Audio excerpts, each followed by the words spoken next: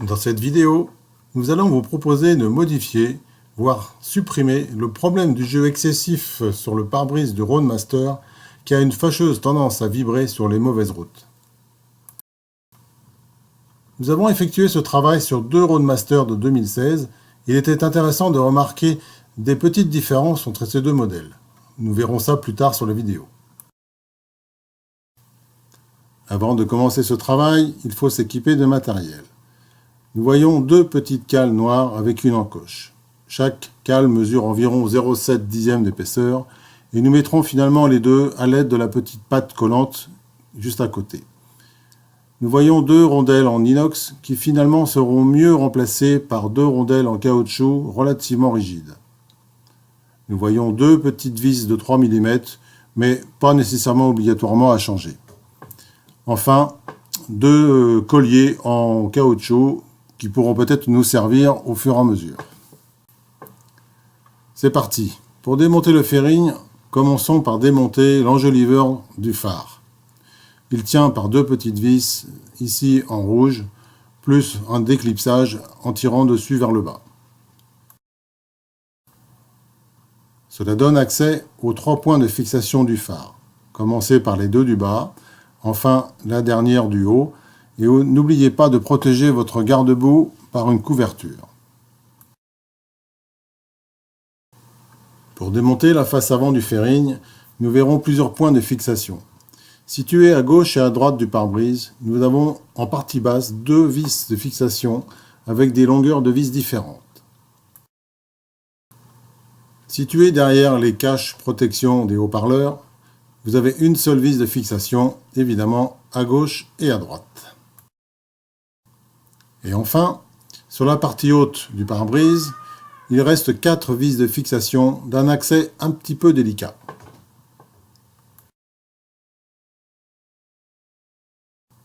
Évidemment, une fois retiré la face avant du fairing, votre Indian ressemble plutôt à un alien.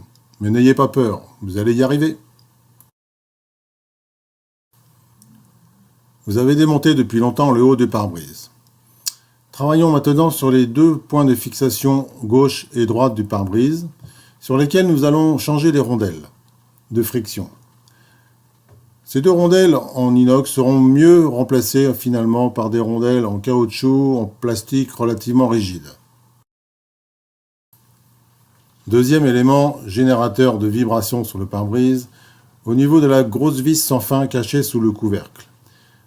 Démontons d'abord les deux petites vis à tête cruciforme repérées par les flèches jaunes. Il se trouve que sur un des deux modèles de Roadmaster, nous avons dû entailler deux petites encoches avec une Dremel pour avoir accès aux deux têtes de vis. Étonnant, alors que les motos sont de la même année. Voici sans doute la partie la plus délicate de l'opération. Réussir à insérer les deux petites cales noires collées l'une à l'autre entre le couvercle cachant la vis sans fin et le corps de la vis. On voit mieux ici le petit encoche juste situé entre le corps et le couvercle.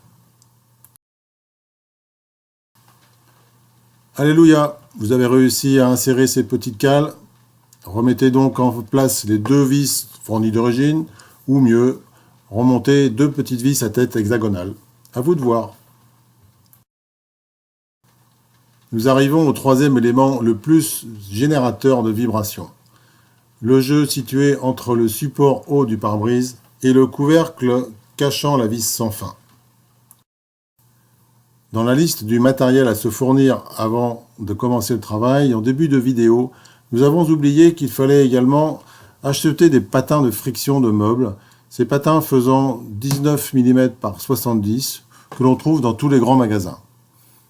La petite cale d'épaisseur de 1,5 mm va permettre de récupérer le bossage des deux nervures que l'on voit ici sur le couvercle cachant la vis sans fin.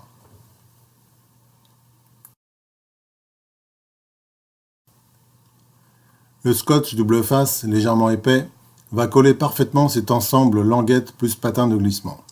D'ailleurs, plusieurs essais auront été nécessaires pour supprimer totalement ce jeu entre la glissière qui monte et qui descend et le patin de glissement.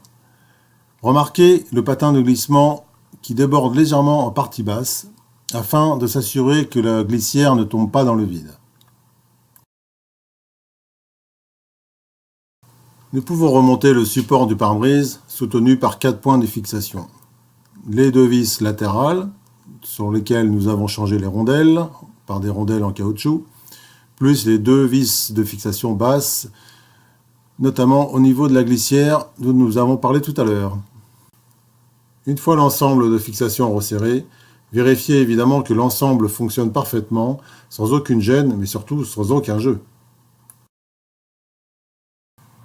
Et voilà, il ne reste plus qu'à remonter l'ensemble, vous féliciter et aller faire un petit tour pour vérifier que tout va bien.